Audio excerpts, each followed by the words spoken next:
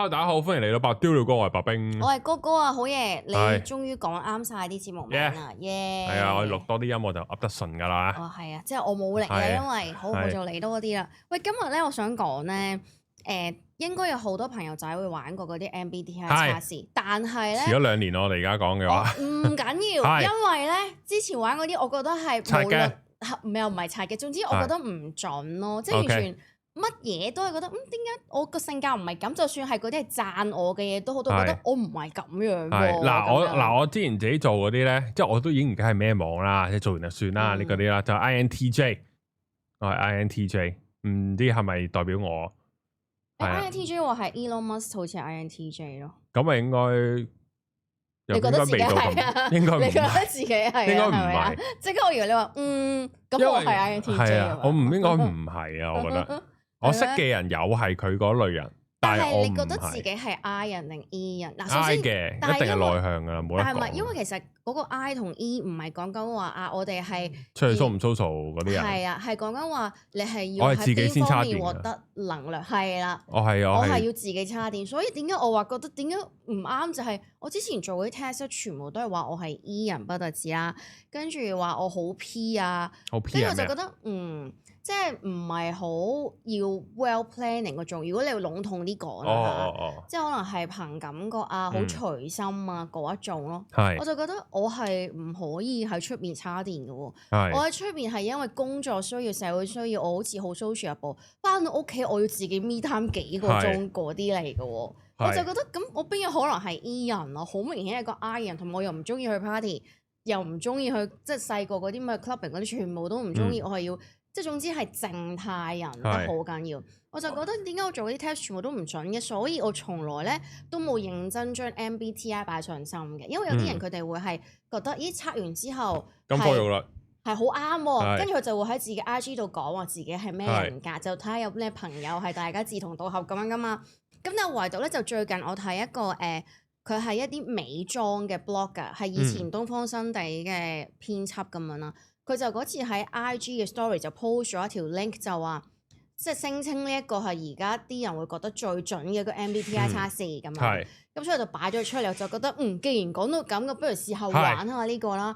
跟住我就玩呢個之後，發覺咦，第一次覺得真係覺得佢講嘅嘢似翻自己個人，係啊，即係似翻個人咯，真係。咁原來我係其實係INFJ 咯。係啊。咁我可以講下嗱，陣間我哋會陣間咧，我哋會同阿白冰一齊玩嘅。我可能好快速咁樣講，即係我係 INFJ 係啲乜嘢嘢先？係你等下，等我彈翻走先。因為我同我老婆同居啦，而家就梗係之後咧，佢係即係完全同居啦。點解你咁腼腆嘅講？完全同居，咁然後同居之後咧，佢又發覺哇！你係真係夜晚幾粒鐘坐喺度，因為咁我開住門啦，咁我又唔係收唔打飛機嗰啲，咁我真係開住門啦。佢話你真係咁喺度睇文喎，你真係喺度寫稿喎，即係佢每一次經過，屌你，即係唔係嗰啲。佢會覺得咁你平時，佢會覺得你平時係乜嘢？唔係，即係你會有感覺就係，如果你入個男仔房，佢個永遠都係顯示個桌面噶嘛，即係嗰啲。即係當然我唔會，即係唔係睇緊鹹網嗰啲啦。但係哇，你真係。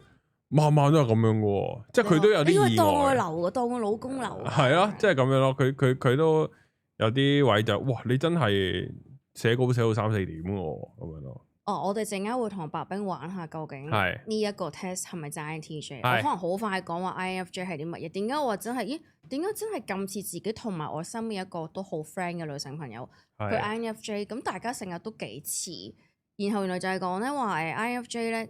我覺得呢啲係有啲吹水嘅，咩被稱為咩最稀有嗰啲咧，我覺得而家好難統計㗎啦。屬狗嘅人都係最稀有嘅，係啊，我真係屬狗喎。最稀有嘅生肖咁樣咯。佢話呢個人口比例咧，呢個飛咗去啦。總之就係 INFJ 就希望自己能站在陰影裏，把大家帶往前方有光嘅地方。咁所以咧，佢哋常見嘅角色嘅身份或者係佢嘅職業咧，係好啱做身心靈講師啊。塔羅牌占卜師啊，一啲諮詢心理啊，或者係啲人力資源啊，咁其實我做 spiritual 嘅嘢係完全啱晒啦，因為其實本身我個性格係咁啊，所以我先會做啊。有啲人唔理解就係覺得，你覺得呢樣嘢揾錢，我話其實覺得揾錢嘅，我應該會做咗金融嗰啲啦，即係就唔會係呢個方向啦，係因為你會係覺得適合自己，所以你先會想做噶嘛。然後我就測咗就INFJ，咁仲要係原來你係做呢啲咁樣嘅 spiritual 嘅嘢係啱嘅咁樣。咁咧點解我話覺得真係好重喎？特別係台灣呢個網佢解嘅 INFJ，唔係就咁你抄下我抄下你，好多網其實啲資料差唔多啊嘛。佢呢個係寫得好詳細嘅。咁佢就話咧INFJ 咧其實就係個理想主義咧，就係會唔係淨係齋諗嘅，佢係真係會去做㗎。係會實行嘅咯，即係佢唔係一個齋 talk 嘅人啦。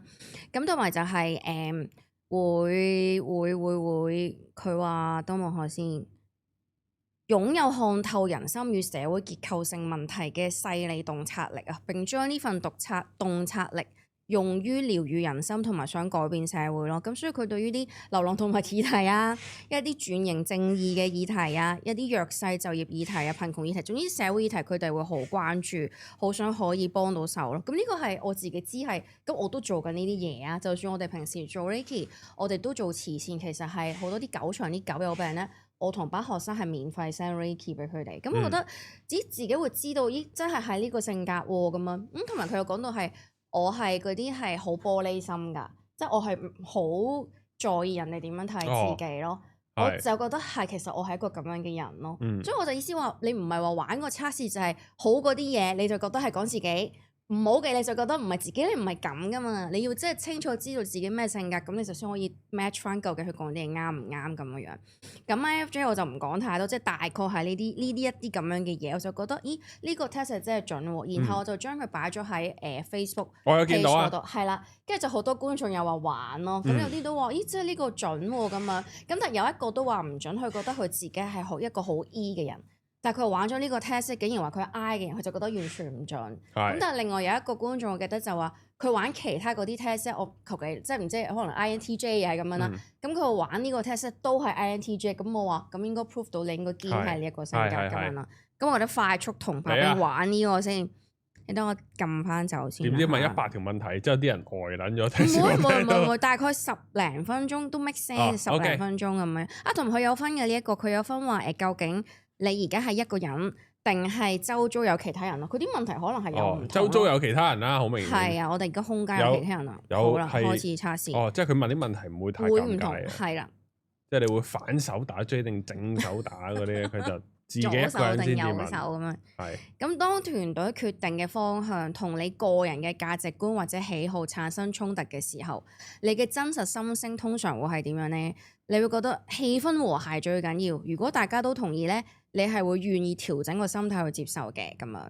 咁另一個答案就係話，心裏面咧係一種好過唔去嘅，即係覺得好唔舒服啦。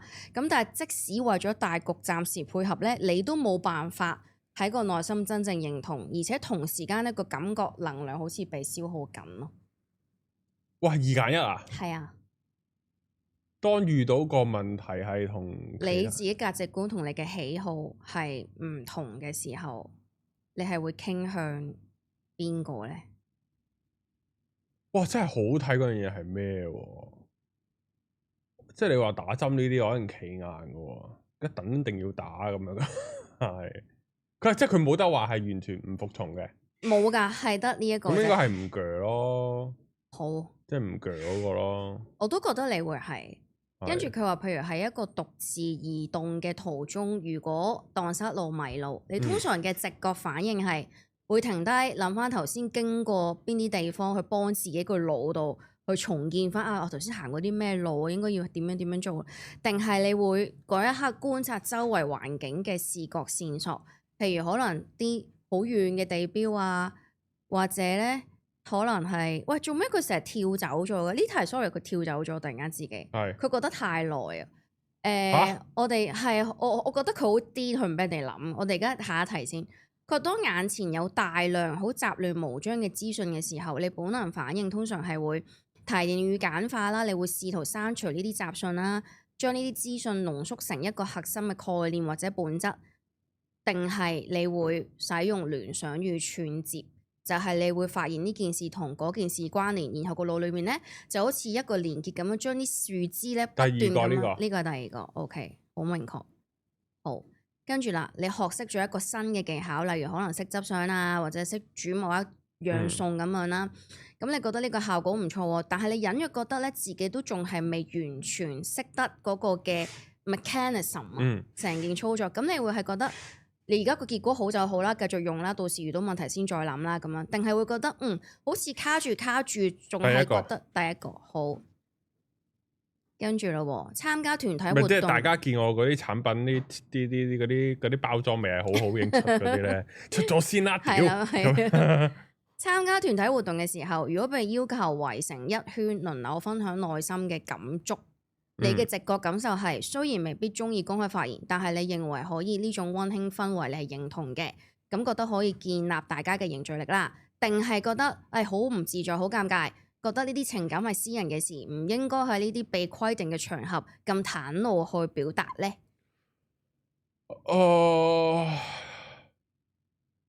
第一啊，我都覺得你第一。其實某程度上咧，我都心裏面幫你揀緊答案。你答嗰啲我都係覺得係咁樣，係。佢話嗱，你會更加注重到邊一類嘅細節呢？ A 熟悉嘅固定選擇，例如成日嗌嘅餐或者固定穿搭。第二個係咩啊？第二個係外觀與手感嘅變化，譬如顏色啊、材質啊、動作啊、光影啊、位置。應該係第一啦，第一。好，跟住啦，你對一個認識冇幾耐嘅人產生咗某種預感啊，覺得你哋應該最終會成為一個好重要嘅朋友，或者可能係相反，即係好憎佢，覺得一定我好憎呢條友噶啦。咁你會覺得係個感覺通常係 A。比較似可能性的開放，你覺得你哋有好多相處嘅可能，仲未確定會走向邊個方向，或者 B 比較似係結論先到啊，你講唔清楚係乜嘢，總之就係一種直覺覺得，都係會咁噶啦。係結論嗰個。結論先到好，跟住啦。購買較複雜嘅產品，例如家電嘅時候，你通常係會開好多個分頁，即係開多個 browser 去仔細比較各類型嘅型號同埋規格嘅差異啊？定係你會 B 預設定好咗預算同核心功能，只要見到符合呢個標準，可能個評價唔錯嘅咧，唔好搞咁多嘢就落單買。一啊 A 啊係啊。好，頭先聽你養狗都覺得你發現好朋友最近心情明顯唔好啊，但係佢冇主動講，你第一直覺你會覺得。想主動開口問佢，或者創造一個俾佢可以好舒服講出嚟嘅氛圍啊？定係 B 你留意到呢樣嘢，但係傾向等佢自己開口，等佢自己開口。好，跟住啦，你在外出旅行嘅時候，突然發現自己帶錯咗銀包，或者帶錯咗背囊，少咗某一個好重要嘅嘢，你第一個反應會係 A 即刻睇下周圍有啲乜嘢可以借、可以買、可以替代嘅，總之解決咗現狀先啦。定係 B個腦就即刻就諗啊，上次遇到咁嘅情況係點處理呢？咁樣先找出有把握嘅方法再行動。解決現狀先嘅。好，跟住啦，想開始做一件事情嘅時候，你通常會 A 以此為終，先想像最後成果嘅畫面，即係個願景，然後先至從終點倒推返需要做嘅步驟啊？定係 B 一路做一路修正？一路做一路修正。好。跟住你同朋友喺討論一件事嘅時候，對方俾住一個結論，你直覺覺得硬係好似怪怪地咁樣，但係一時間講唔清楚喎，咁你會先接受呢個結論，等對方繼續，定係B 忍唔住繼續諗，直到你能夠講到邊度怪為止？B 好。你同朋友推薦你向朋友推薦一部你好中意嘅電影，對方睇完之後話都幾好啊，不過唔係太明點解你咁中意咯咁啊，咁你心裏面嘅第一個反應會係 A 覺得大家喜好唔同，冇對錯嘅咁樣，咁 keep 住都一個輕鬆愉快嘅氣氛，定係 B 覺得好象然啊，明明嗰部戲對你嚟講可能有啲好特別嘅意義，但係唔明點解對方會唔 get 咯，所以有啲失落咁樣。內心係有失落嘅。好，跟住啦，喺冇去過嘅餐廳選擇好多。你喺冇特別做功課嘅時候，你通常會係 A 睇下現場有邊啲最吸引你，譬如可能睇過啲食物嘅相啊，或者有啲咩香味啊咁樣，定係 B 會從翻你過去以前食過或者好熟嘅類型下手，去揀一啲比較符合你習慣嘅好熟嘅類型。好，跟住，當你喺一個複雜嘅難題卡住咗嘅時候，邊一個方式更加容易俾你揾到突破口呢？ A， 你需要動起嚟啊，去開始揾好多新資料啊，將啲想法寫低，揾人傾。當線索變多分支開展嘅時候呢，個靈感就不停咁樣係咁爆出嚟啦。定係 B， 你需要切斷外在嘅干擾，要俾思緒放空或者獨處一陣子，要自己靜落嚟先可以將啲資訊喺腦裡面自動重組。嚇！死啊！兩樣都有喎，個題目係咩話？佢話當你係一個複雜嘅難題啊，你已經遇到呢個係難題卡住咗㗎啦。傾嘅都係 A 啊 A 啊。A 好。其實兩樣都有，所以我諗點答。你完成咗一個可正常運作嘅專案功能，但你知道內部結構有啲混亂，你會 A 選擇結案 close 咗佢。既然已經符合咗外部需求與規格，就繼續鑽研細節，唔具成本效益，應該把時間投入下個任務。定係 B 好難放手啊！就算外人睇唔出呢一個 project 係，我都覺得你 A 其實同頭先有條問題有啲似 A。喺你喺網絡上面見到某個好熱門嘅觀點，但係其實你唔認同嘅呢個時候，你會 A 諗下有冇辦法理解大家點解會咁諗，試下從對方嘅角度揾到合理性。定係 B 知道自己我就係唔咁樣覺得㗎啦，覺得唔需要外邊認同同埋確認自己嘅立場嘅。好，跟住啦，當你行入一個去過好多次嘅老地方，例如屋企啊或者辦公室咁樣，你通常第一會 A 注意到啲乜嘢呢？注意到嗰度同之前唔同，例如啲擺設唔同咗啊，或者可能有啲物件少咗啊咁樣，咁個大腦就自動好似會揾錯處，即係揾唔同嘅地方咁樣啦。定係 B 注意到現場當下嘅狀態就係光咗暗咗，即係能量層面上嘅嘢。哦，竟然係 B 啊！係啊，好，我唔好，我阿媽成日話執咗嘢，我都唔知。唔知你對某個主題研究咗一段時間，突然間有一日，你個腦裡面咧個感覺將好多嘢都串起嚟啦。呢種經驗對你嚟講係 A 好熟悉，因為成日都有呢種感覺，將一啲好分散嘅資訊咧可以收斂成一個核心嘅咁樣。定係 B 覺得好陌生，你嘅學習比較，我都覺得你應該係 A。當你制定流程或者教導他人嘅時候，你更加看重 A 建立清晰可複製嘅 SOP， 重點係俾任何人都做得到呢一個穩定性，係唔需要計較嗰個人領悟性高唔高嘅。定係 B 你要先講清楚背後嘅規則原理，然後咧要等對方知道啊，自己要推論出應該點樣做啦咁樣。B 啊 B 好啦。當團隊決定嘅方向同你個人嘅價值觀或者喜好產生衝突嘅時候，呢個就係佢頭先接係啦。咁你嘅內心真實心聲會點咧？通常 A 就係心裏面會有一種好唔舒服嘅感覺啦。但係為咗大局，你雖然係要配合，但係你個內心都係冇辦法認同，然後覺得能量被消耗，定係 B 能量被消耗啦？能量被消耗，好。跟住推動事情往前嘅時候，你嘅優先順序通常係 A 以互動與共識為優先，睇到每個人在意嘅 point，先穩定住個氣氛同信任先再推進。定係 B 以目標與機制為優先，定標準分工 timeline， 等個進程可以追蹤可以交付。即係一個係重視人嗰個先，另一個就係重視件事。我重視人嗰個先啊，應該係。哦，好。有把握，跟住聽到一個新嘅觀點嘅時候，你心裏面嘅第一道過濾機制通常會係 A，究竟啱唔啱價值觀呢？呢件事係啱唔啱嘅呢？有冇違背良心呢？我鍾唔鍾意呢？定係 B，究竟合唔合邏輯呢？呢件事究竟明唔明聲個定義清唔清楚？好，就嚟完噶啦。面對新東西或新局面，你注意力通常會係俾啲乜嘢吸走咗呢？ A 可能性與連結能點樣用啊？變成乜嘢啊？同乜嘢事有關啊？定係 B 即時細節與回饋，就係而家個樣係點啊？個手感係點樣啊？個反應係點？係用感官。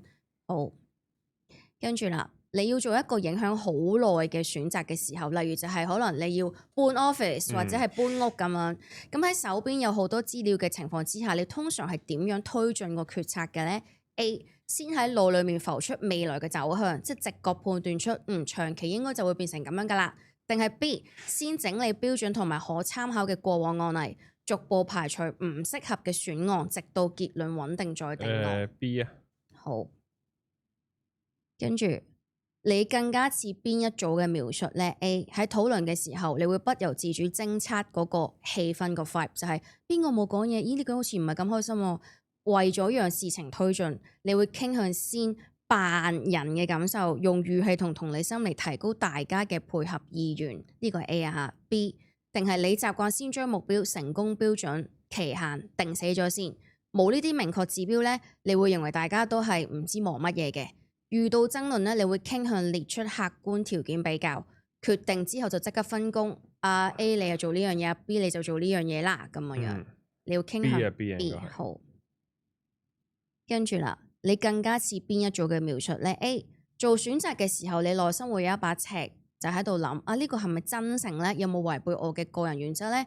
就算分析起嚟好似唔錯，但係只要你個心裏面覺得好似怪怪地喎，唔中意喎，總之就好難勉強自己接受嘅。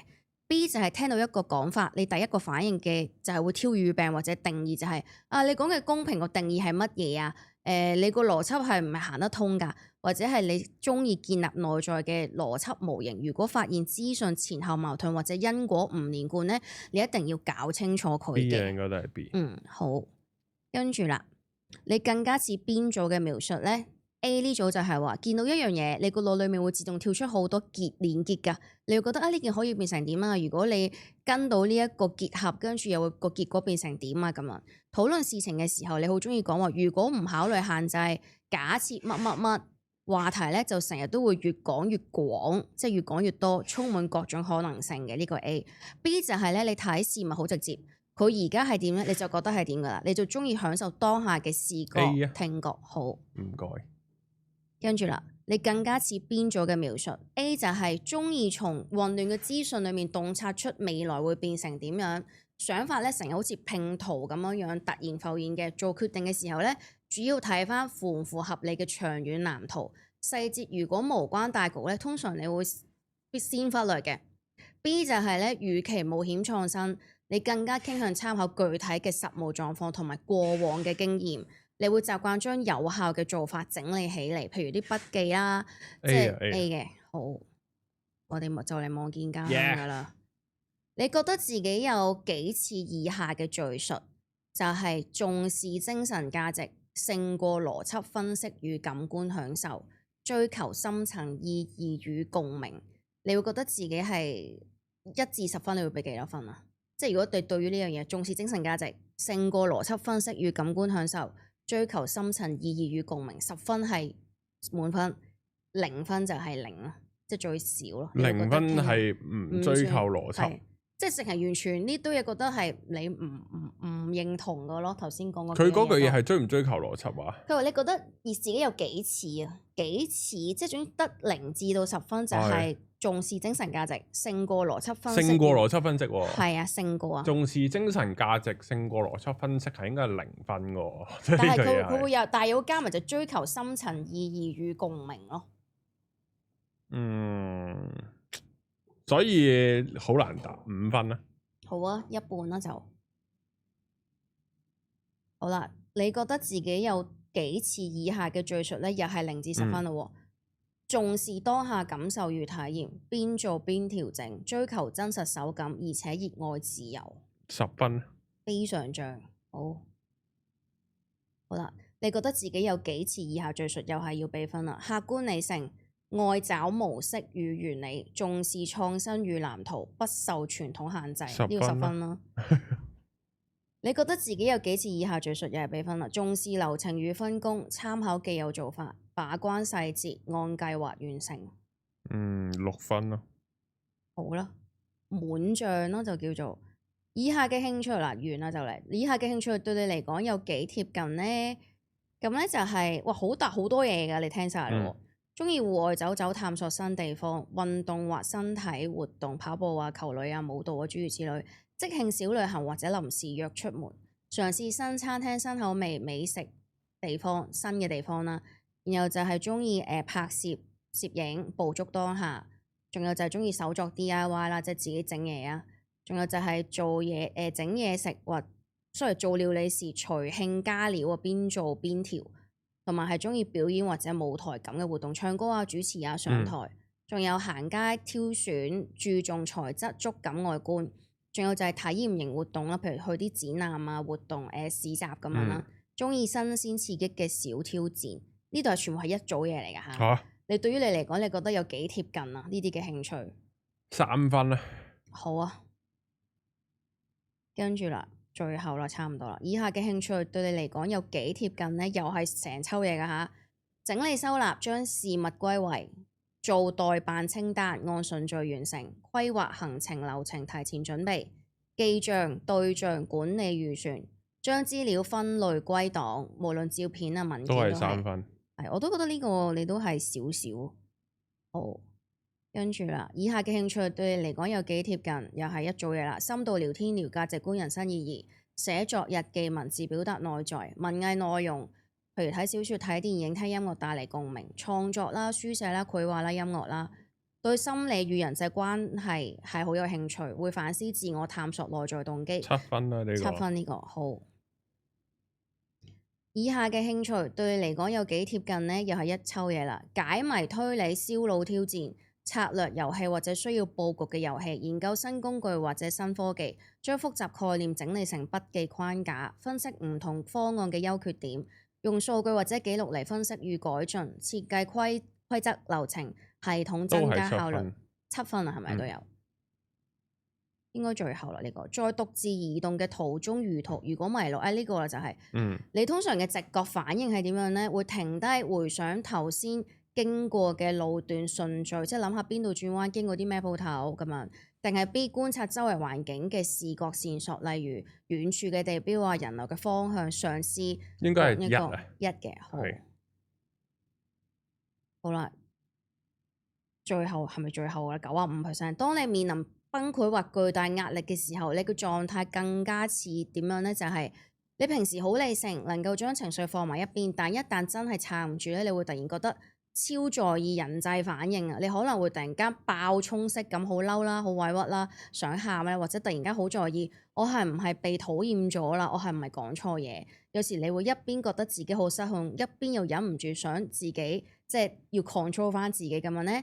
定係另一組？你平時好開放，好能夠跳着想，但壓力爆表嘅時候，突然就會變成卡死咗喺啲細節同埋身體感受嘅人。你可能你係 B 嘅係咪？好。當你有一個複雜想法要釐清，或者可能卡住嘅時候，你更加常用邊一種方式將佢諗清楚呢？你會首先喺腦裏面將邏輯架構建完之後先舒服，就算有人喺隔離，你都會先沉默，自己推演、寫筆記或者心理反覆驗證，等到你確定咗呢套說法真係 work 嘅時候，你先會開始講。定係你成日會將佢丟到外面才會成型？你會你會好自然想揾人傾，丟假設，即係傾假設、辯論、快速試語句，好多結論係喺你講嘅路上突然間先組成嘅。就算講到一半，你係呢個。呢個係。好。完成測試啊！哇，完成啊！我是但寫個 email 先，佢一定要有個 email 先得嘅。究竟你一個咩人呢？究竟我係一個黑人。你曾經推算過你係咩喎？INTJ 啊？INTJ。好。唔知佢話我係一個 E 人，咁就好笑。真係喎。嚇！ENTP 喎。咁即係點啊？ENTP 喎。係。我覺得係咩？你係 ENTP 咩？哦，第二個係佢有排咩嘅喎？最可能嘅人格係啊，佢有即係有啲好接近嘅分數都會 show 埋出嚟。ENTP、INTP 或者 ENFP 喎。咁即係 INTP，你本身係之前測過嘅，佢都有都係高分。你 INTJ 啊？係啊。因為我係 INFJ 啊。你覺得準唔準啊？我係 NTP 都準嘅，但係你覺得自己係要收埋叉電噶嘛？你唔係要出去對外叉電噶嘛？因為對我嚟講，出去對外係漏緊電嘅個人係。所以我覺得自己好 I 咯。但係你應該都係㗎，係咪㗎？我應該都係㗎。係啊，我出去我覺得係。但係你以前做嘢咧，你係要做 sales，成日都要見好多人，係咪翻到屋企都要自己係咁叉電？係啊，翻屋企叉電。因為我係絕對係咁樣㗎咯，我係。係，但係我都中意同人互動嘅，所以都好難講。即係我係中意啲好少人數嘅互動咯。即係你唔好成抽，唔可以成抽人咯，但係就係同2-3個人就係傾偈就可以咯。傾啲好深入嘅嘢咁樣。另外嗰啲都認同嘅，即係嗰啲智力冒險家啊，好得意咯，適應者啊，啲極速邏輯反應。我覺得有趣嘅位就係咩？習慣性唱反調，係啦，過度專注智力遊戲，我都係嘅。爆我頸。係啊。熱衷於構思而非完成，我都唔知係咪。我覺得好得意就係咧，你本身測係 I 人，又出咗呢個 test 話你係似 E 人，跟住我之前做過嘅咁多 test 成日話我係 E 人，咁而家我係變 I 人，但係其實我一路都覺得自己係 I 嘅咯。係，好外向喎，佢又話外向直覺、外向思考、外向情感。但係你覺得頭先講嗰啲問題，好似同之前你玩嘅係有唔同，因為我覺得係明顯唔同嗰啲問題，我覺得。所以都係一個問號，但係你可以，但係佢形容嗰啲嘢都啱嘅。係啊，呢個記咗入腦就原來你都有機會係 ENTP 咯，因為其實個分數係好近，你 ENTP、INTP 兩個可能係相差唔夠1分就唔夠啊，77.28同76.78咯，爭0.5分。係啊，所以其實係就係爭個 E 同 I 個位。係啊，淨係呢一個位咯。但係其餘嗰啲形容係準㗎，NTP 嘅形容係準嘅。所以如果大家想玩嘅，我哋都照擺嘅喺個 link 下面咯，底下咯。哇！我哋咁樣做一集啊？係啊，點解唔得？得唔得㗎咧？唔知啊。唔得啦！啲觀眾會唔會屌鬼？唔會，我覺得嗱，你要明白就係咧。我而家喺呢度，你唔覺得我好少再講 case 啊嘛？我覺得有啲人中意聽，即係呢度啲觀眾係中意聽啲搞笑啊、輕鬆嘅嘢咯。即係成日會中意開心，我就覺得如果想聽案件嘅就翻返去發在了歌咯。同埋睇呢個台就係我都成日有留意啲留言咧，其實佢哋好想了解你個人咯。竟然係咁樣？係啊，你唔會 get 到咩？我覺得觀眾係會想了解你個人咯。即係譬如，就算我哋好多唔同嘅傾偈，因為呢個台係你㗎嘛，你係主角嚟㗎嘛，佢哋會好想即係從唔同嘅角度知道你嘅嘢咁樣咯。就係我哋上集錄完阿 Randy 啊嘛，之後都係即係我係直頭去到養狗呢個 topic 咧，我冇諗到咁大。點解啊？即係養貓，因為貓同人咧始終係一個近乎平行時空嘅相處啊！即係佢有你因為我好習慣狗，我成日以前嘅生活係。同屋企人係養狗咁樣咯，即係你又唔好理隻貓，隻貓又唔好理你啦。起碼我即係起碼我 case 係咁啦。咁所以就個相處幾好。但係一去到狗咧，狗比較要花時間，花好多時間。係啊，一去到要花時間咧，之後我就會諗好多啊。就係究竟係咩品種嘅狗啦？即係究竟佢係長毛、短毛定攣毛啦？因為咁然後我做資料搜集，原來攣毛嘅好易有念珠菌啦。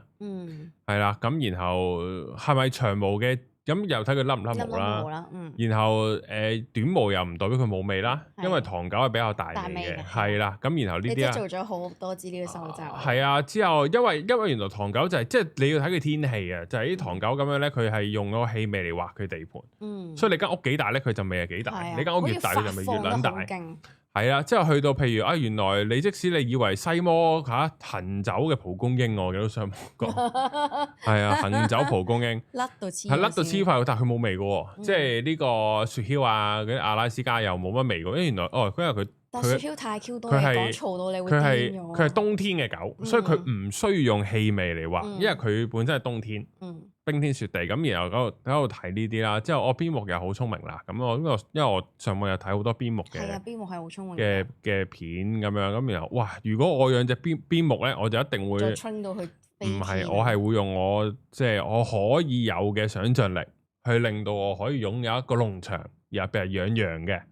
我隻邊牧就可以喺度趕羊啦，因為我上網睇，哇！我見到佢狂奔去趕羊，哇，好正喎咁樣，即係呢啲咯。咁你有冇大概即係個趨向？而家係決定咗，我大概係會養即係一係呢隻種，一係呢隻種嘅狗，有冇咁樣？我都幾偏好邊牧嘅，但係到最終咧就係又要睇我老婆啦。你老婆有冇想養？佢係中意比熊啊，即係啲可愛嘛，係啊，但但係呢個攣毛又係個，但係本身我就覺得攣毛係最啱我哋啊，因為佢又冇味又唔甩毛，唔甩毛係啊，係啊，但係原來佢又好勁念珠菌，係啊，即係大家嗰啲腳踭咧，咪成日咩覺得好乾燥啊，好盛嘅。嗰啲唔係因為你腳踭乾燥，係因為念珠菌嘅，好多時都係啦。咁啊呢啲啦，咁當然即係去到做呢啲啦，之後就不如領養啦咁樣，即係領養做好多。即係我唔講 view 嘢，即係領養我就喺度諗就係同，即係我又唔係想柴呢個領養。當然買狗係唔好嘅。因為我會覺得就係你其實到最終喺同一個生態圈入邊，你可以領養，咁咪 keep 住佢哋可以收狗咯。咁可以收狗，咁咪即係嗰啲賣唔出嘅狗場，咪 keep 住俾狗啲，即係佢純粹免費俾一隻狗嗰啲收養機構啫嘛。咁然後嗰啲負責收養機構，其實佢哋都會有捐款啦，即係當然有好多義工喺入邊啦，即係我又唔係想講佢哋牟利啦，但係有一紮又好撲街噶嘛，即係領養都有一紮撲街噶嘛，係絕對係。咁我就喺度諗緊呢樣，咁究竟喂我唔想我領養得，我就係唔想狗場嗰隻好冇血性，咁但係原來我發覺我領養我有機會助長咗班撲街嘅，即係一啲領養嘅撲街同埋狗場嘅撲街，我都有機會助長到喎，咁我做緊咩咧？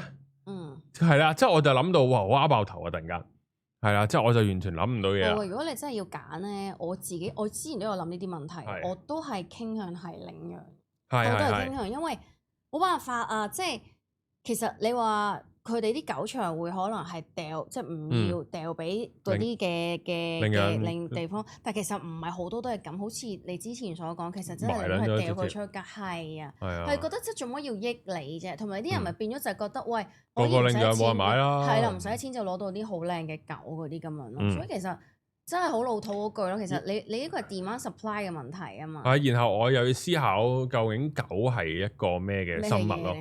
即係好多人就覺得，哎呀佢好 Q 好可愛啦，咁但係狗係可以委屈自己到可以因為你而佢改變自己性格嘅一種生物咯。係咩？係啊，狗係會咁樣。係嘛？即係譬如狗係咁樣，咁我又想佢開心啦。咁我又唔想佢瀨屎瀨尿啦。即係我又唔想佢哋咁廢啦。廢呢個你真係要 concern。有啲狗係特別中意廢，husky 嗰啲係廢到癲咗㗎。係啊，咁所以就係咁，我又要學。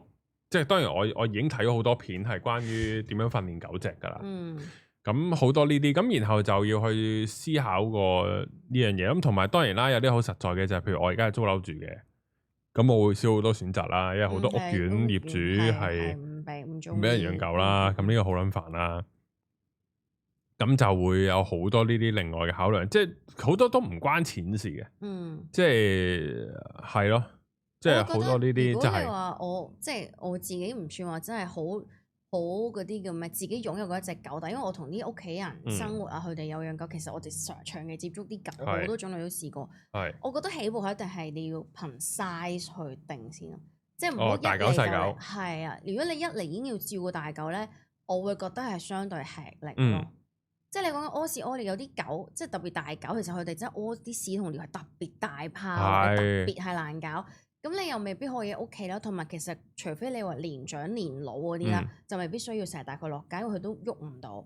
但係如果你啲後生嘅大狗咧，其實你真係要成日帶佢放電，變咗你都要預咗有呢啲咁嘅時間咯，係啊。係啊，所以我覺得如果你話起步點，即係我會覺得憑 size 去定咗先，可能係要細狗。係啊，咁然後細狗咁係咩細狗咧？即係又好似冇乜得揀，即係攣毛嗰啲，即係捲毛嘅呢啲比熊啊、poodle 呢啲又勁念珠菌喎。但係其實又唔係，即係都我哋有養 poodle 啊，其實又唔係真係誇張到會覺得好煩，要俾好多錢醫成。唔係醫佢啊，搞到人啊！啲念珠菌搞到人啊，係啊，即係呢個又係一個比較大嘅問題咯。即係好多譬如淨係養白爹利咧，即係定係養呢啲咧，定係養係啊，即係呢啲諗緊，定係養史納沙咧。